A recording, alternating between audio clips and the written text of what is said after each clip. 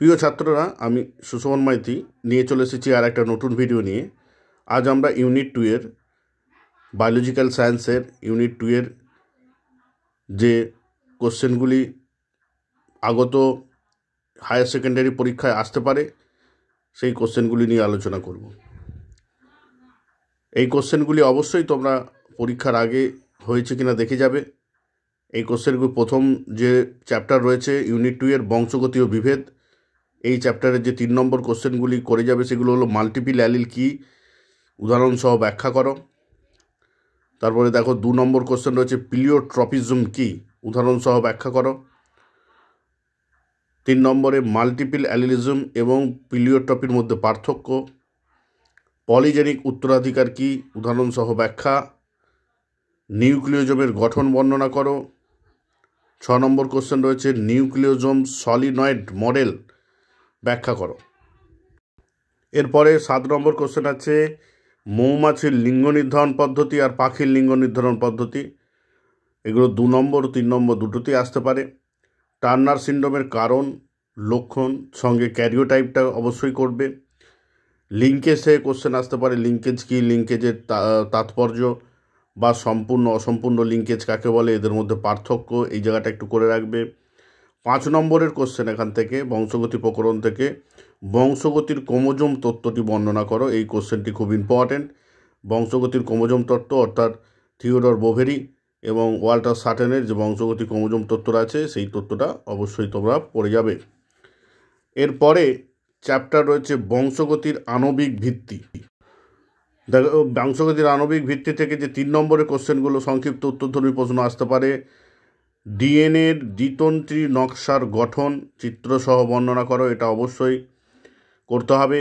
তারপরে বিভিন্ন প্রকার আরএনএর নাম ও তাদের কাজ লেখো। এই কোশ্চেনটা অনেকেই একটু শর্টকাটে সারে, আরএনএকে 3টে ভাগে ভাগ করে দেয়, এমআরএনএ, আরআরএনএ, টিআরএনএ এবং তাদের কাজ। কিন্তু আমি বলবো যে আরএনএকে তোমরা জেনেটিক এবং নন জেনেটিক আরএনএতে ভাগ করবে, তারপরে জেনেটিক আরএনএ, এই নন জেনেটিক আরএনএকে 3টে ভাগে ভাগ করবে, এমআরএনএ, আরআরএনএ, টিআরএনএ। ঠিক আছে? জেনেটিক আরএনএর যদি কাজ অসুবিধা হয়, অবশ্যই জেনেটিক আরএনএর কাজ বলতে তোমরা যেটা করবে সেটা হচ্ছে যে কিছু ভাইরাসের জিন বস্তুরূপে কাজ করে, কিছু ভাইরাসের জিন বস্তুরূপে কাজ করে আরএনএ, জেনেটিক আরএনএ।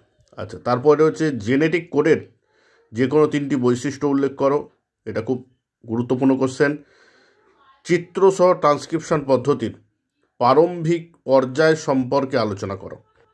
পরের কোশ্চেন রয়েছে ট্রান্সলেশন পদ্ধতির প্রারম্ভিক পর্যায় বর্ণনা করো। দুটো খুব গুরুত্বপূর্ণ কোশ্চেন। এরপরে এই অধ্যায়ের 5 নম্বরের কোশ্চেন যেগুলো ইম্পর্টেন্ট, গিফিক্টের ব্যাকটেরিয়ার ট্রান্সফরমেশন পরীক্ষার সাহায্যে ডিএনএ জেনেটিক বস্তু ব্যাখ্যা করো, এটা ইম্পর্টেন্ট। তারপরে হচ্ছে রিভার্স ট্রান্সক্রিপশন কি, ট্রান্সক্রিপশন পদ্ধতির প্রধান বৈশিষ্ট্যগুলো লেখো। আচ্ছা, এই যে 16 নম্বর কোশ্চেন রয়েছে গিফিক্টের ব্যাকটেরিয়ার ট্রান্সফরমেশন পরীক্ষার সাহায্যে ডিএনএ জেনেটিক বস্তু ব্যাখ্যা করো। শুধু যদি এমনিও কোশ্চেন আছে যে ডিএনএ জেনেটিক বস্তু তা একটা পরীক্ষার মাধ্যমে উল্লেখ করো, তাহলেও কিন্তু তোমরা এই কোশ্চেনটা লিখতে পারো। ঠিক আছে?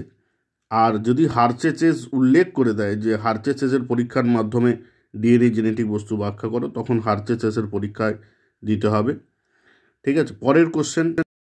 পরের আরেকটি গুরুত্বপূর্ণ 5 নম্বর কোশ্চেন রয়েছে এই চ্যাপ্টার থেকে, ল্যাগ ওপেরনের গঠন ও ক্রিয়া পদ্ধতি লেখো। ল্যাগ ওপেরনের গঠন চিত্রসহ অবশ্যই করবে।